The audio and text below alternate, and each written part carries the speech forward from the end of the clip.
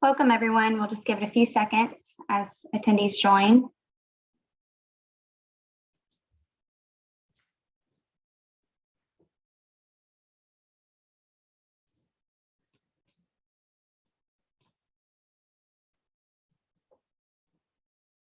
Okay. Hello, everyone. Thank you for joining us today for our discussion on the state of security for a decentralized world hosted by the EEA. Today's call is being recorded and will be available to all attendees soon after the presentation. The EEA enables organizations to adopt and use Ethereum technology in their daily business operations, and we welcome any and everyone to join and become a part of our global community. At this time, we are pleased to introduce our moderator, Oded Israeli. Hi, thanks, Brittany. So thank all of you for joining this Enterprise Ethereum Alliance webinar on the state of security for a decentralized world. I'm Oded, I'm the CMO of Valid Network, a blockchain security and intelligence startup and an EEA member. And today I have the privilege of wearing the cheerful hat of the low-cost host for this important webinar on behalf of EEA. What brings us here essentially? So we all see the growing popularity of cryptocurrencies and the growing adoption of blockchain and Web3 projects. And those are pushing technology one step at a time to a decentralized world. And while blockchain networks seem to include built-in security, as you might have heard from Vitalik Buterin on Ashton Kutcher's tweet this morning, we still witness daily attacks, hacks, and fraudulent transactions on-chain and in crypto trade, and those are costing people and institutions billions of dollars each year.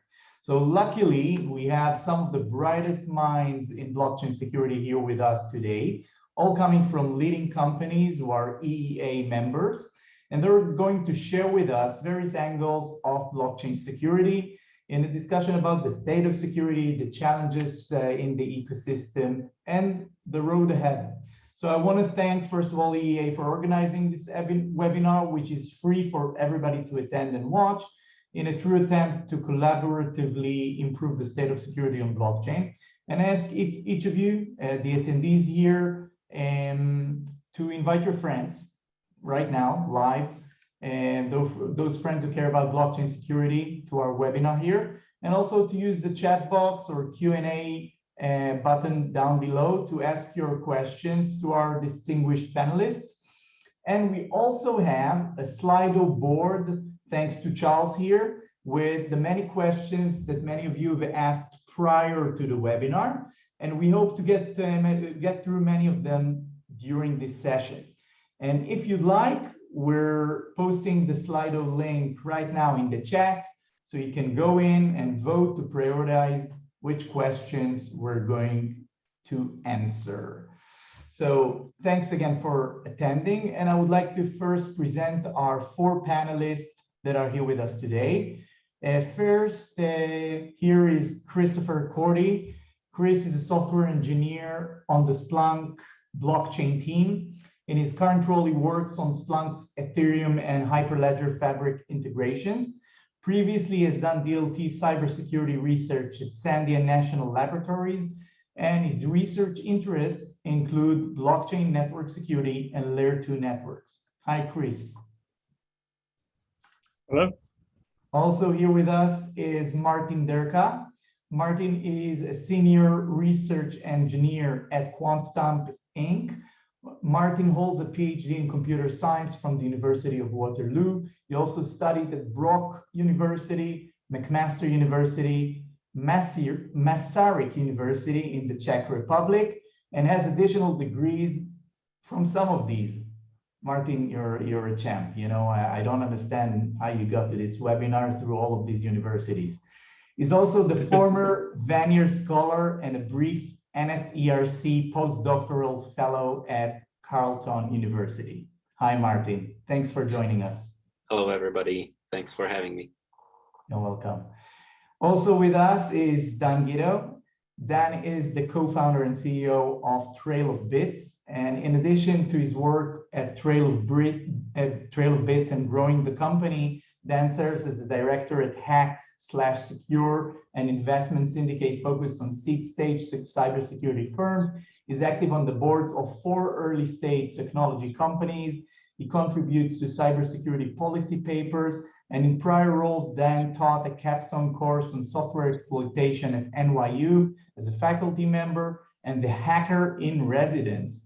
He consulted at ISAC Partners, which is now NCC Group, and he worked as an incident responder for the Federal Reserve System. Hey, Dan, thanks for joining us. Hey, thanks a lot. Yeah, I've been bouncing around finance for quite a long time. Great. And last but certainly not least, my dearest coworker, Gilad Eisenberger. Gilad is the co-founder and CTO of Valid Network. He's an award-winning security geek, self-professed geek with over 10 years of experience in enterprise security. Gilad is a Microsoft veteran with extensive experience in developing and leading security development projects. He holds a Bachelor's of Science in Software Engineering from the Technion Israel Institute of Technology. Hi, Gilad. We haven't seen each other for hours already. Hi, Oded. Hi, everyone.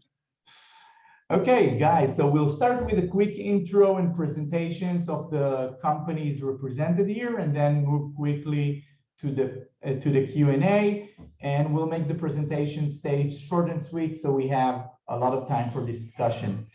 Chris, would you like to go first? Sure. Great.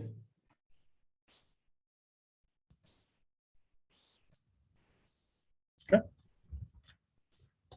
So I'm Chris Cordy. As mentioned, I'm a software engineer on Splunk's blockchain team, and I'll be talking briefly about some of the DLT security work that Splunk is doing. So first, I want to talk about sort of changes that have been happening in the DLT threat landscape. We see hundreds of millions of dollars in losses over a variety of threat categories.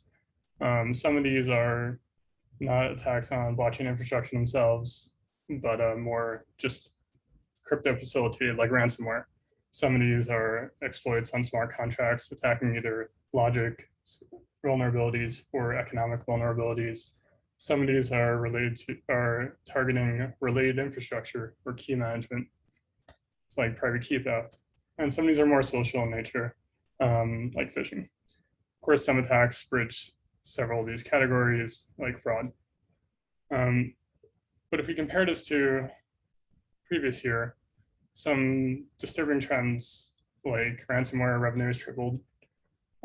DeFi, which had basically 0 reported losses in 2019, now has more than 100 million. Of course, a lot of that is because it has exploded in popularity, but we're seeing that there's this diverse range of threats that are all being exploited for tons of money, and we need to improve the rigor of both the proactive and reactive security measures that we have for blockchain projects.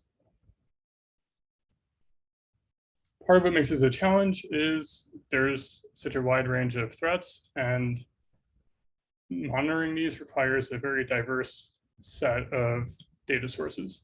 They can be on-chain like blocks or events, or off-chain like the node or host logs and metrics and peer-to-peer traffic. So this challenge is something that Splunk excels at because as a data-to-everything platform, it can take large amounts of structured and unstructured data, and it can take that from the blockchain and then build correlations. You can use your blockchain data to correlate with your regular infrastructure data to get key insights into the security and performance of your infrastructure, and just get a better view into the security properties of your network. An example of one of the tools that we have made at Splunk is Splunk Connect for Ethereum. This is an open source connector which facilitates getting some of that blockchain data both on and off chain into a Splunk instance for analysis. So again, as it's only one small piece of the puzzle of all the data sources that you would need, you would want to correlate that with maybe your CloudWatch logs, maybe your host logs, Kubernetes, Docker. But basically you now have enriched data that you can build correlations with. And some of the nice things it does include decoding of events, ABI decoding of events and functions. So it's a little bit more than just, so it lets you get a little bit more insight into your blockchain data. And yeah, it's open source, so anyone can take a look at that. So thanks, and splunkdlt.com is where you can learn more about some of the stuff we're working on. Great, thanks, Chris. And there's awful lot there than we would relate to probably in the presentation. And Martin, would you like to go next? Yeah, absolutely. So once again, thank you for having me on this webinar. I'm Martin Dirka. I'm from Quantstamp. So I will not be sharing slides. I will just give you a very brief intro. So Quantstamp is a blockchain consulting company with a strong focus on security. So we primarily provide security audits for projects that are building on blockchains, as well as the blockchains themselves. So that would be the layer 1 platforms and the layer 2 scaling solutions. I guess most notably last year, we audited 2 implementations of Ethereum 2.0. That was Teku by Consensus and Prism by Prismatic Labs.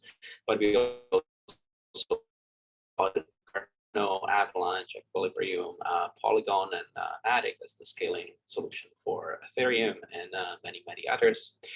We have also completed some very successful POCs with industry partners such as Toyota and governments. That would be government of Dubai. And me personally, I'm a senior research engineer at Quantstamp, so I do conduct security audits. I have a first-hand experience, as well as I develop whenever we have development engagements. And my experiences before Quantstamp did provide me with both industry backgrounds. So I did work in small startups, as well as some large technical corporations, as well as Odette mentioned, I do have some background in academia. So yeah, that's everything about me, everything about Quantstamp. You know, happy to be at this discussion. You're a humble individual, Martin. Thank you. Dan, tell us about Trailbits.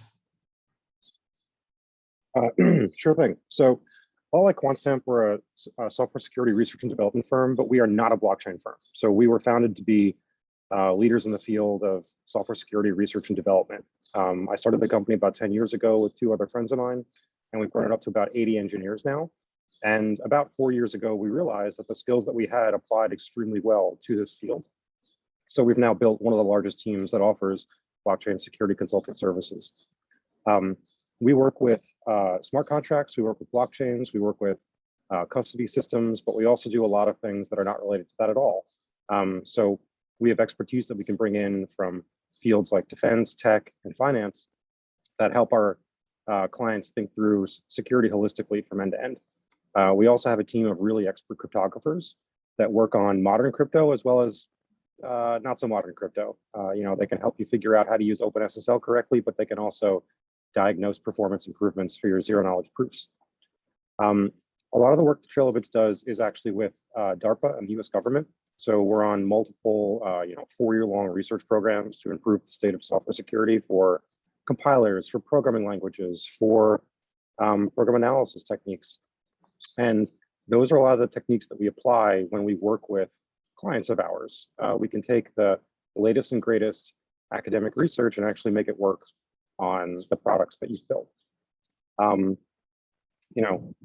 Like the Quantstamp folks, there's just a litany of teams that we've worked with over the years. A lot of the people in the DeFi ecosystem right now are big on our client list. Firms like Compound, Aave, Balancer, those sorts of folks, Curve, whatever. We've also worked with a lot of blockchains themselves. So we've done Zcash, we've done some Bitcoin work. We also worked on a bunch of Ethereum. And then we work with a lot of traditional financial institutions. I used to work at the Federal Reserve. I used to work at Goldman Sachs. Our office is in New York, right off Wall Street. So when people are building these large asset custody systems, they typically come to us for help. So I'm really happy to answer any sort of questions today about how you can build more secure code, whether it's for a blockchain, a smart contract, off-chain system, or just a technology system in general. I can, answer those questions for you. And you will, and so you will. Thank you, Dan, for this brief. Gilad, do you want to present Valid Network? Yes, thank you, Ed. So hi, everyone. I'm Gilad, presenting Valid Network. Valid Network is a cybersecurity company for blockchain. We help our customers de-riskify blockchain. Our basis is that the blockchain is insecure. The assumption that the blockchain is secure is incorrect. And we see that happening through various attacks throughout the networks, happening constantly. I think in this forum, I don't need to convince anyone that the blockchain has security challenges to be met. Valid Network helps our customers manage that risk, mitigate that risk, and handle it through our technology platform. I'll show that in just a bit. A bit about me, that already introduced me, but I've done security most of my professional life, formerly in Microsoft, doing enterprise security and then cloud security, some BI as well. And then 2.5 years ago, we founded Valid Network. Fear of my partner and I founded Valid Network and started focusing on blockchain security and how we can bring technology in to solve the security challenges that exist with blockchain and DeFi as a whole. A bit about what we do.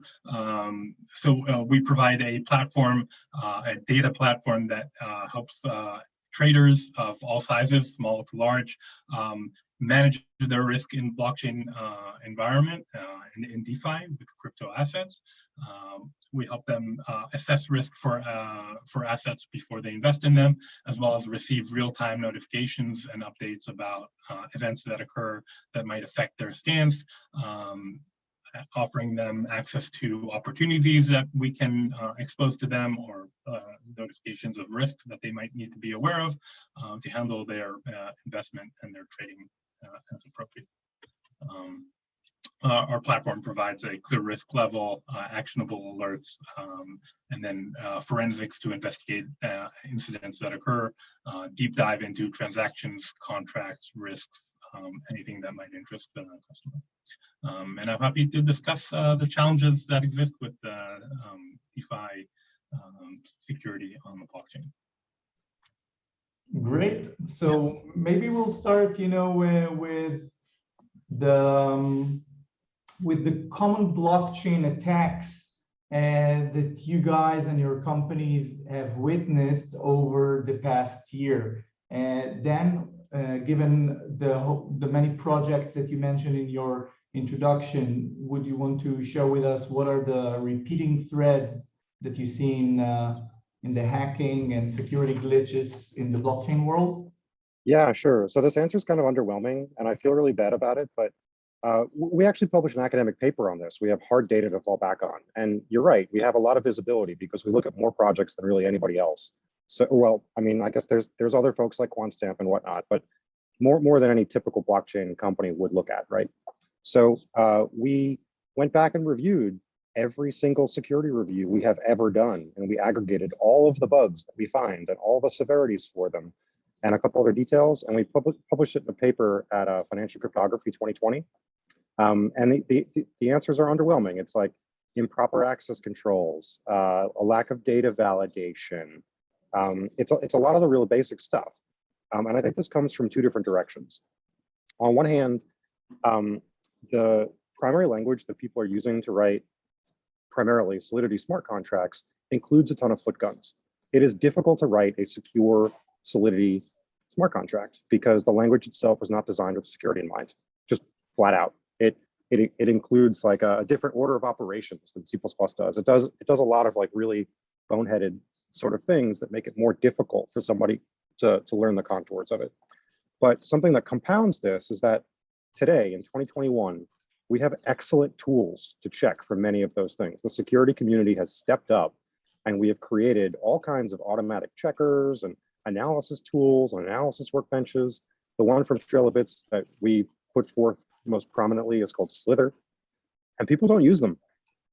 We keep track of when people are exploited on the blockchain. Is this a bug that Slither could have found? And more often than not, if it couldn't have found it directly, it would have given hints in the right direction. So there definitely is like kind of a gap here where there's a lot of folks that are kind of bringing up the rear when it comes to software security. Now, obviously, there's more complex attacks. There's these like flash loan sort of things and economic issues that are being exploited. But I feel like the day-to-day is really the basic stuff. And I know that Martin wants to chime in. So go ahead, Martin. Martin, do chime in. Thank you. Yes, please. So mostly I agree. Sometimes I disagree. Here's the thing. I think that the question as it is asked is mildly wrong. So, if you have the most common attack and that attack costs you nothing, it's almost irrelevant, right? You can get hacked 5,000 times every single time for $5. You will wipe your tear, but it will not be devastating, right? So we should be asking, what are the most devastating blockchain attacks that are happening? So Martin, what are the most devastating attacks that are happening on blockchain? Yes.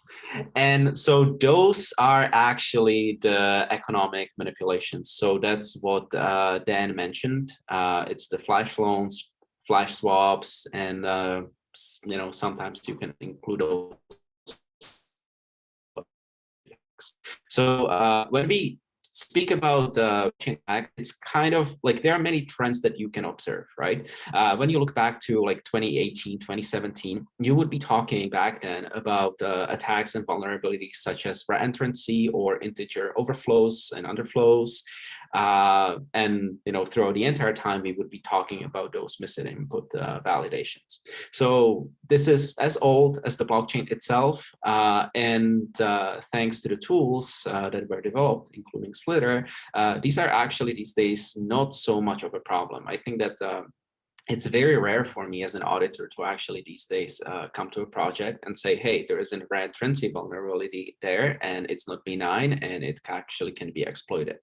But what becomes more and more prominent topic are those economic attacks, which kind of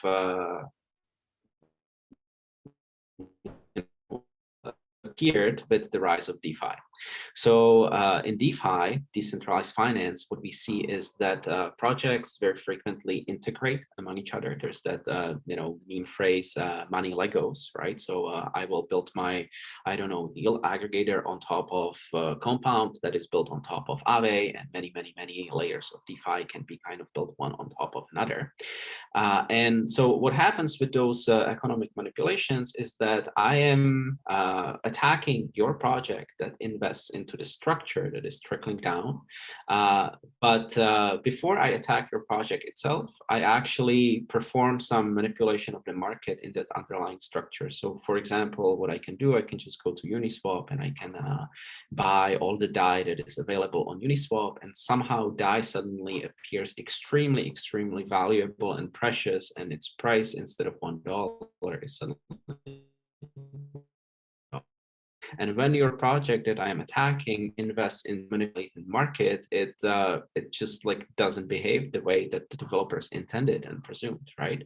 And these vulnerabilities are extremely devastating. They are very hard to discover, and they are actually fairly hard to discover using the automated tools, because the big problem in there is that you have your project, and that's what you analyze through tools such as Slither or Mithril or all the other ones. But then you integrate with that structure that can have depth that is very large, right? And the question is, where do you stop? So do you analyze your project and Aave and Uniswap and Compound and everything at once, or do you not? Where do you stop? And if you decide that you will stop somewhere, then your vulnerability can be still present in the underlying layers. So yeah, those are my 2 cents. Gilad calls it contract spaghetti. Gilad, you wanted to relate to this question again. So what are the most devastating attacks that you've seen over the past year?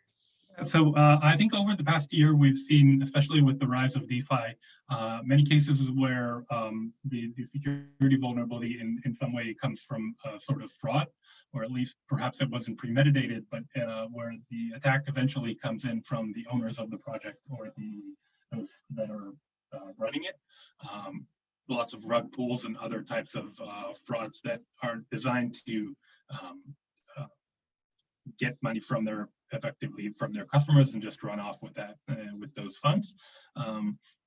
And I think while the financial impact of those hasn't been that large, there haven't been large projects that have super successful that have performed these types of frauds.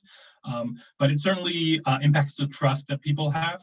And a lot of the investors, especially those that are less informed and don't really have the opportunity to do the proper review, feel a lot of pressure about the possibility of losing their funds to effectively fraud, and they don't really have the tools to protect themselves from it. So I think it's devastating in terms of the reputation of the industry and blockchain and DeFi as a whole. Sure. And Chris, you had a beautiful slide about the trends that we're seeing in blockchain security. And I was wondering, what do you see as the biggest challenges that blockchain and DeFi ecosystems face nowadays? So in some days, DeFi feels more like the earlier days of smart contracts, where innovation is outpacing just like security maturity. I think that's a significant challenge. Something to keep in mind is just the amount of, with more assets, of course, the target becomes a lot larger for compromise. So generally, I think challenges are keeping up with keeping security standards up to date with the fast moving technology innovation. I do want to say also that one last thing that wasn't touched upon was private key theft and key management is still a common enough issue that people should still be mindful of with like SIM card hacks for exchanges losing keys. Yeah, just wallet management. And Martin, you said, why care about, a lot of little hacks that don't do a lot of damage? Everything is essentially solved except for those extreme cases which cost awful lot. So what are the challenges? If we have a vaccine for most of blockchain issues, what are the challenges that the industry is currently facing? And Christopher also mentioned the existence of standards for security. And I was wondering, what are these standards? How standardized are the measures in the security world for blockchain as opposed to traditional computer systems? Right. So first of all, I have to correct you a little bit. The fact that I said that you can get hacked many times for $5 at a time, and it almost doesn't matter. That's actually not true, obviously, right? So everything matters, and the fact that your vulnerability can cost you $5 doesn't mean that another project will not be damaged much more severely. So obviously, everything matters when you're looking at the smart contracts and project. You have to look at them as a whole things. Even a small leakage, even a small input that was not validated, even potentially, let's say, isolated access control modifier that is missing, it can have very, very severe consequences. I am not entirely sure if everything is solved. I would not call all these tools a vaccine. And I guess the main difference between the vaccine and all these automated tools and scanners is that the efficiency of vaccine is fairly large. The problem that the automated scanners and tools have is that they very often report false positives or true positives that actually do not have any potentially monetary impact on the project itself, right? So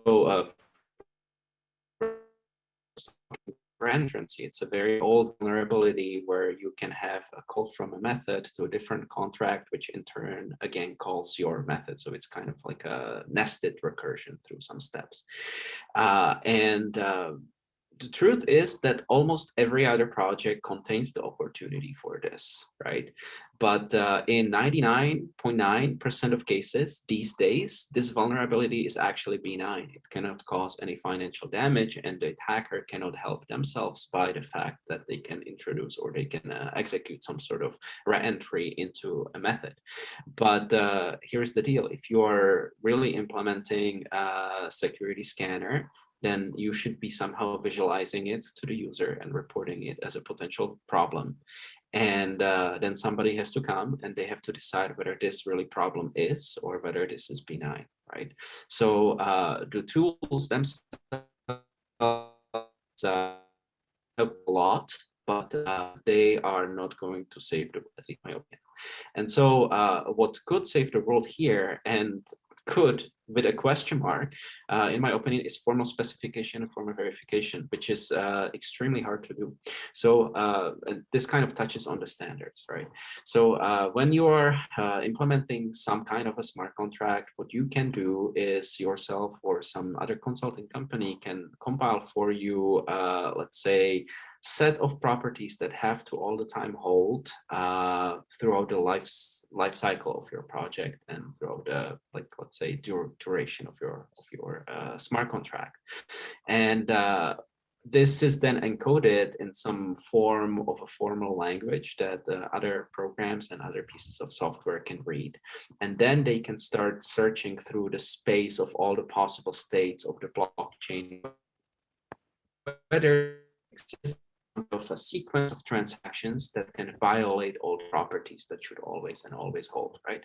But this is actually, it sounds really nice. It sounds really neat. We use it all the time for things like planes and such, but it's actually really hard to implement these things in the blockchain space because it's very, I would say, time consuming. It requires a lot of expertise. And if you do it wrong, then you do it wrong, right? If you just, by the way, following the standards or even defining the standards, even defining the standards in this sense of standards being the strictest possible thing with the formal spec and formal verification. So if inside of your spec you say it's cool that my project loses some money, then the scanner that is then validating your implementation against the specification will obviously find and say specification says that this is cool, but I'm not reporting anything to the developers, right? So this is really hard, but I think that this is something that the DeFi space should actually really consider these days, because you know, my experience as an auditor is whenever I audit a DeFi project, I always have to take a look at what it is integrated with, and I audit, let's say, 17 projects within a month. And for at least 15 of them, I go back to platforms that they are integrating with, such as Compound, such as Aave, such as Uniswap. And I have to double check and verify the exact return values and exact behavior of those integrated platforms with respect to how the DeFi project is touch on what audits are and what they should include in just a second, but I want to give Dan and Charles an opportunity here to relate to the standards. And like, Dan, who should write them? How would we come about, you know, with something standard to relate to when we're looking at a security problem? Yeah, sure. So I definitely agree very much with Martin here. And I just wanted to kind of offer my perspective on formal verification a little tiny bit, because I feel like people hold it up as this big abstract unknown, where they're like, what the hell is formal verification? That sounds like something a bunch of academics do. Like, you need, you know, Martin with his PhD to sit next to me and he's going to do it because my team clearly can't. But that's totally not true. You know, we really see it across all of our customer sets where most people are at the stage where they can compile the software, and if it compiles, they can ship it, and that's fine. And then the really, really good ones do unit testing. And unit testing is like a super advanced science to most people. They're really proud when they get like 100% coverage for unit tests. But very few people come to us with any knowledge of what formal verification is. So at its core, it's just like, you know, as we've been discussing, it's knowledge of what your program is supposed to do. Now, there's different ways that you can specify that, where it's very fine-grained or very high level. And I think what we've gotten really good at in both the blockchain industry and with the consulting that Trail of Bits has done is found ways to make them very high level and very amenable and very understandable to people that already write unit tests. So we have a different tool. It's a little bit harder to use, like I understand, but it's called Echidna, and it allows you to specify these security properties in Solidity alongside your code. And they can be very simple. So an example of a security property for someone that's never heard one before is if you have an ERC20 token, which most people would be familiar with, a security property would be if I transfer money from my account to your account, then my account goes down and your account goes up. That's a security property. And then what you can do is you can use something called an automated test generator that essentially creates millions of little tests that try to check all the different behaviors around that property. So what values could I possibly send where I'm supposed to be transferring money from me to you, but somehow I end up with more money and you end up with less, right? And maybe you'll find an integer overflow or some kind of wrapping issue, right? So these kinds of security properties, they're not as hard to get started as a lot of people describe. And you can always start easy, like having a program with one security property is better than a program with none. And once you get the ball rolling on the properties, then you can start to think, how do I prove them?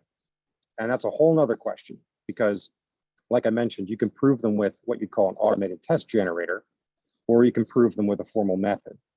And the level of effort to change between the two is sometimes high. It might be hard to use a formal method, but easy to use an automated test generator. But the automated test generator might get you like 95% of the way through. So it's all about controlling for your risk, having properties and even testing them with like quote unquote crappy testing methodologies is still going to be way better than not. So Charles, I didn't answer your question really, but yeah, Charles, you've been waiting. It's okay, but we're setting a framework here. Martin says, let's ask a lot of questions. Dan adds, when you ask a question, make sure that you test it, and any test is better than no test. We're getting to something here, but I wanted to give Charles an opportunity to echo his opinion. Yeah, to be clear, it's like Charles, you have to introduce yourself first, because I haven't had the privilege to do that on your behalf. I'm the technical program director at the EEA. I have a background in technical standards development, web standards development, a degree in medieval history, so I'm not quite at the academic level of, say, Martin or anyone here really. Not a competition. In security. Where I wanted to go was to actually look at the standards, because this is what EEA is doing. This is what we are doing. To answer your question, who should be writing the standards? So by and large, security people should be writing the standards. The people who have, the experts on this panel who have the detailed knowledge of, okay, here's a problem I can describe, and here is a way that you can test for it that makes sense. But I think there's a piece that you want to see when you go out into the real world. Dan mentioned there are an awful lot of automated testers and automated tests that can be run, and there's an awful lot of people who don't run any of them.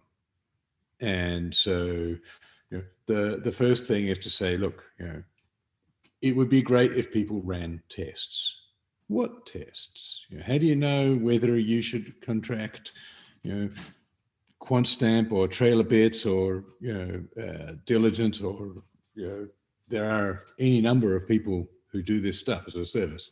How do you know whether you should be using the EY tool or the PwC tool or Slither? And so what we're trying to do at EEA is actually say, let's have a look first. Our sort of starting point with smart contracts. Let's have a look at smart contract code, because that's a thing that people talk about a lot. And let's actually figure out across the industry, what are the things that you absolutely should check for? And this is not about, we are going to provide you perfect security, right? If this particularly, as Martin pointed out, if you're only running automated testing, if you're only running the first level of testing, so yes, you absolutely should be doing that, because one layer of security is better than none, but it is only about managing risk. It's about making sure that you've got a minimum base that you're looking at. And the key piece is to actually get all of these experts, the experts on this panel, the other experts involved in the work, saying, okay, here are a set of things that you really got to test for. If you haven't done that, you haven't even got to first base. Charles, we're not setting a work group just during this webinar, but hold I thought. Hold agree. that thought. I want to move forward with your permission to, there Okay. seems to be two questions here that both need to be addressed. One is like, how do I approach the security of my blockchain project when I set to launch, when I just developed the smart contract for the very first time?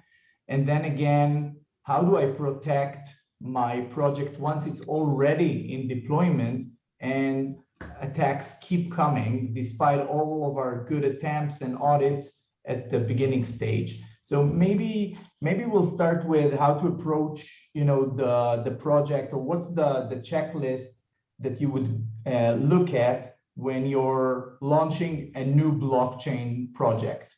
Dan, do you want to go first?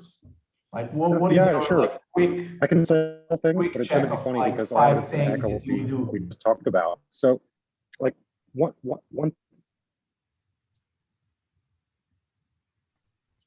Yeah, my internet connection is unstable. Here, I'm Okay. gonna. Until Hello, Dan okay. repositions. I'm good. Martin, do you want to take this one also? And what are guys can hear the me, right? 5 things that you would focus on when setting a new project? Right. So I guess the first thing that I want to say is that security cannot come to your project as an afterthought. If you start developing and finish beginning to the very end, and then you are like, how about security? It's not too late because you haven't deployed it yet, but you will have lots of troubles. It actually has to become the integral part of your development process. That's not so common in regular software engineering. When I'm, developing an application that I'm going to be using in person right here on my desktop, I give very little thought to security, right? Or any other developer does. But here we have to understand an application will be residing on blockchain for and ever and ever and ever. So already at the very beginning, we have to think about security. And with that comes, good engineering practices. So the fact is that smart contracts and blockchain projects, they are actually the code bases for them. They are significantly smaller than regular, server code. If I want to capture the size of a regular project on blockchain on Ethereum, it will be something between 1,000 and 3,000 lines of code. That's actually not that much compared to other projects, right? So it's very tempting to start like just messing around and be like, yeah, I will figure it out as I go. But this is already the wrong approach. So start thinking about security right away at the very beginning. Testing was brought up several times here. So right at the beginning, start using some kind of framework that is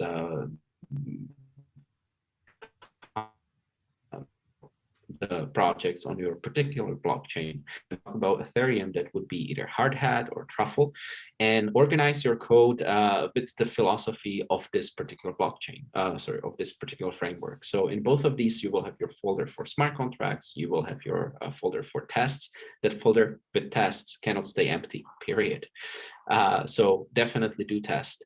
Another thing that you also have to do right at the beginning is kind of put down some specification, put down onto some document what you actually want to develop. And when I say that, like, just forget about all these white paper sections that you see in all the projects where you promise your token economy to somebody and, like, omit the investor section, focus on the technicals. This is what I'm building and this is how it's going to work. Great.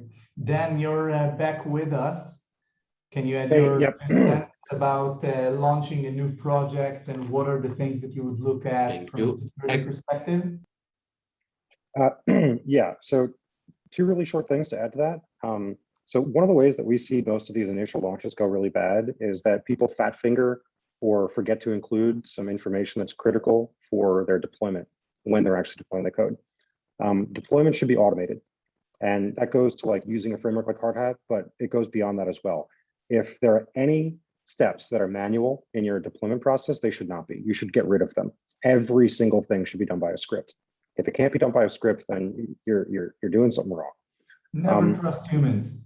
No, ever. We've seen a lot of blockchain projects screw up that way. Second thing is like, you know, monitoring a smart contract is a lot different than monitoring like a typical web application or some other microservice or whatever that you put out in the cloud. Like for those, the failure cases are quite well known. Like if the software crashes, you've got a problem. If a web shell pops up on your file system, then you've got a problem. Like there are well-known failure cases that you can search for your Splunk logs to find. However, with the smart contract, you don't know what the conditions for failure are unless you do the work to define them. So this all goes back to that security properties again. What does good operation look like? And what does bad operation look like? And once you have that definition written down somewhere, then you can start to think through, well, what am I monitoring to find? Because there aren't these like well-known cases. Your smart contract isn't gonna crash. Like that's not a thing that happens with a smart contract. So you can't just search for it. You need to actually figure out what are the parameters inside of which I am going to monitor for. And that's something that an audit and that a security consulting firm can help you figure out. And it's a really critical beginning for an incident response plan is, when do I know things have gone off the rails?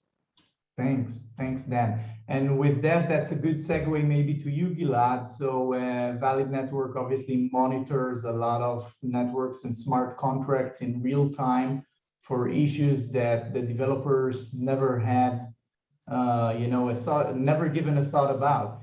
Can you tell us about how should one monitor the project that is either running or project that is investing or involved in as one of the stakeholders in the blockchain?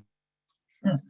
I think one of the key aspects that applies both to when you're developing and applies manifold afterwards is around education.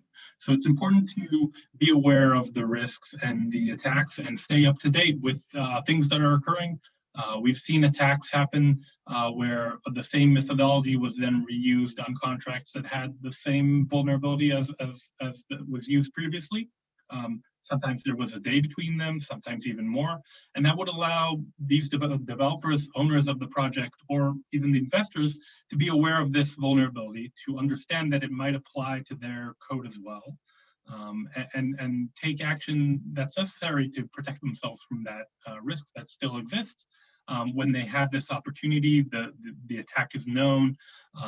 It's sometimes difficult to protect yourself from the unknown, but at the very least, you should educate yourself to make sure that you're protecting yourself from the things that are known. And I think another big challenge around protecting yourself in the public blockchain arena is that there are no attack attempts on the blockchain. There are only successful attacks. Since the ledger is completely open, an attacker can simulate the attack ahead of time, collect intel, and perfect the attack before it's executed for the first time against your contract. That means that you won't really have an opportunity to see the attack before it starts. Sometimes the attacks take a while to unfold. They might take a few transactions or even more to completely exploit them. So there is a small window, but there's no warning of an attack. There's no traditional firewall monitoring where you can see there are attack attempts and start to protect yourself against an upcoming threat. So it's important to consistently monitor your risk, understand which vulnerabilities exist, what the risk is in terms of the assets themselves, and of course also in terms of the value of the assets. So just protecting the assets themselves isn't sufficient. You need to make sure you protect the value that's behind those assets. So as an example, the fact that I have a certain amount of tokens isn't necessarily worthwhile if I, for example, can't do anything with them. If I have assets that are locked or the contract itself suffered a DDoS attack that prevents me from using them, while I still have these tokens, I still have the assets themselves. They don't have the same value that they had before. So it's important to not only protect the direct assets themselves and protect against attacks that directly steal the tokens, but also against threats that might impact the value of that asset. Great, thanks, Gilad. And Chris, in your introduction slides, you mentioned that Splunk is one of the largest information companies and has a platform to look at different types of data and insights to generate some risk insights. Can you share some more details about that? What should developers and what should participants in the blockchain look at when they're monitoring their active projects? Yeah, so there's certainly a lot to monitor. I already mentioned key management before, but generally, however you're going to be accessing your smart contract or your project, you want to make sure that you have good monitoring on that.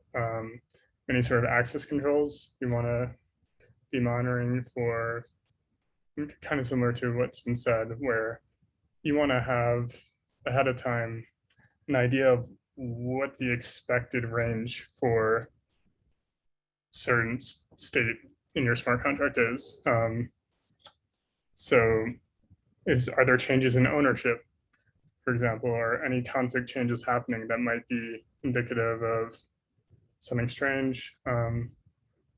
As well as, you want to be monitoring the performance of your contract. Transactions per second are always, anything that's giving you insight into performance is also really good to tell you if something security-wise is happening, if balances are starting to act strange. Obviously, for seemingly instantaneous attacks, that's not incredibly helpful, but for several, it might be. And then also, a lot of the security, especially for these public chains, comes from the whole premise of decentralized blockchain, being that, you're not relying on a single trusted party. It's, if you are ever having at any point your own node on the Ethereum network, it's going to be really helpful for you to verify, if you're sending transactions to it, that it actually has a diverse view of the network, that you're not being targeted at a network layer or a peer layer with like a BGP attack, for example, which is certainly going to be a very rare thing. But, depending on the stakes, is something that it might make sense to run multiple nodes, or just try to make sure that you're not only asking one person for the answer to something. So yeah, networking, performance, and then just all your host level monitoring as well. One sentence to add to that, because something that you mentioned there was that you can emit events. So as a development exercise, when you're writing these contracts, making sure that you have consistency in the way that you're emitting events, and that you're emitting events for all the things that you need to. But obviously, like everyone I think has said so far, caveats apply to all this sort of monitoring stuff, because there's only so many kinds of attacks that it could detect. A lot of them end up being reliability issues, or like other kinds of performance issues, and the security issues, you're kind of just a sitting duck. So sorry. Well, the world is not just perfect yet. So a lot of our audiences here are not, developing their own smart contracts, but rather looking at these white papers out there and thinking, should I get into this project or not? Should I take part or shy away? Gilad, I wanted to ask you, how can people trust a DeFi project or a crypto asset and say, is this project legit? Is this transaction maybe legit? Would this smart contract come back to haunt me? What can you do as an individual participant in the chain? I think it again goes to education. I think there are plenty of tools out there that help you learn about the various assets that you're looking to invest. I think similar to how traditional financial investment has its own set of metrics and standards for how you'd investigate a financial asset that you're looking to invest in, whether it's Bloomberg, rating agencies, any type of rating that you use to make a decision in terms of traditional financial assets, the same kind of logic and methodology applies to a blockchain asset, with the additional complexity of it being basically a brand new world where you're investing in code, investing in the reliability of that code, in the reliability of the platform, and other risks that are exposed through this new mechanism that you're investing through. While it offers a lot of advantages, of course, in terms of liquidity, ease of investment, availability to everyone, no middleman, lots of upsides to it. There are naturally additional risks. There are also tools to monitor the risk of these assets, to evaluate them. Valve Network has one that allow you to evaluate the cybersecurity or other type of risks that's associated with an asset that you're looking to invest in. Great. So with education in mind, Martin, I want to ask you, as the most educated guy among us, like, explain to the masses, what are like the 3 things that they can do in order to avoid, risking their good money and hard-earned cryptos? Right. So when you invest into a DeFi project, it's very similar to giving your credit card plus the PIN code to a person. So you have to absolutely trust that person. I here actually disagree with Vlad a little bit, because he mentioned that we should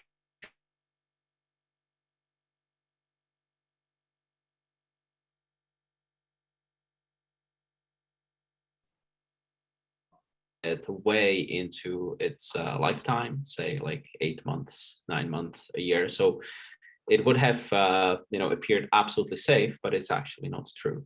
So do exactly the same thing as if you were handing your credit card to somebody. Know who that person is, what they need to do with that credit card, and then decide for yourself, would you do it or would you not do it? There are means out there to do that research. Usually projects have something like Discord or a Telegram group. So join those Discords, join the group, talk to other people. If you are technical enough to understand a little bit of solidity in the code itself, go to Etherscan, check what it is roughly doing, learn a little bit about the ecosystem, where the money that you are investing in is actually going and what's going to happen to it. Great, thanks, Martin.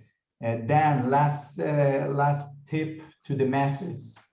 Yeah, sure. So, ignoring the question of how to review a security report, because I think that like security firms have become these de facto kind of bastions of truth where we can actually provide direct lines of information to engineering information without all the marketing BS that I think kind of pollutes a lot of the white papers out there. It can be very hard to figure out what somebody's done, but when you read a security review, it tends to be very clear. But ignoring that, I think there's a couple factors that I look for. Assets with really low liquidity are extremely risky, both from an economic attack flash loan standpoint, but also just because you're kind of like standing out in the field alone. So that's one thing that I would look for. The degree of centralization. How much do they depend on a single source of truth, like let's say an Oracle out there? And who are those oracles? Like, what is the quality of that data source? Is another really great kind of question to ask. And then to echo a point that Martin made, like, who's the team? Like, do they have any relevant experience building the thing that they're trying to build? Because there are a lot of teams out there that are kind of just faking it till they make it, and the results aren't always pretty. This isn't a field that's very forgiving of even minor failure.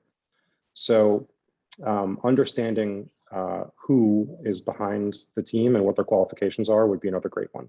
And those are all like fairly, none of them have to do with the source code, or well, sort of. But I feel like those are fairly high quality leading indicators of success. Great, thanks, Dan. And we're short on time, but Chris, your last tip for the masses, how to secure themselves in a risky world? My most important tip would be, so much of security and performance monitoring and assessment really just depends on understanding what you're trying to do and what you're expecting to see when your project is working correctly and when it's working incorrectly. So this has been mentioned already, but yeah, sort of have correct logging, have a plan before you start, and then have a falsifiable way to, actually assess, is this working correctly when you're monitoring.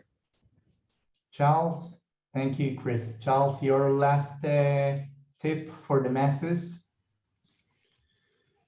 Get your security checked. Like, look around and see what people are saying and make sure that you're actually doing something, because there's a lot of people out there who would like to have a bite of your pie.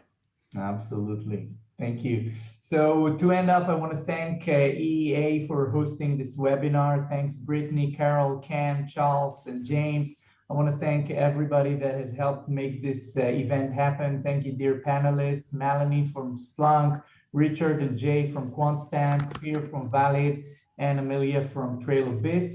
And we want to keep the conversation going. If you've got any opinion on the state of security on blockchain and crypto, if you're an EEA member and you want to get involved in defining challenges and finding the solutions for those challenges, please give us a shout. EEA is posted here in the chat, the EEA website and email addresses where you can get in touch. And also you can find all of our panelists on LinkedIn, Twitter, and we wish you a great day and tightened security for your blockchain projects and crypto assets. And, may we all be safe and prosper. Thanks, guys. Have a nice rest of the day. Thank you, everyone. Thank you.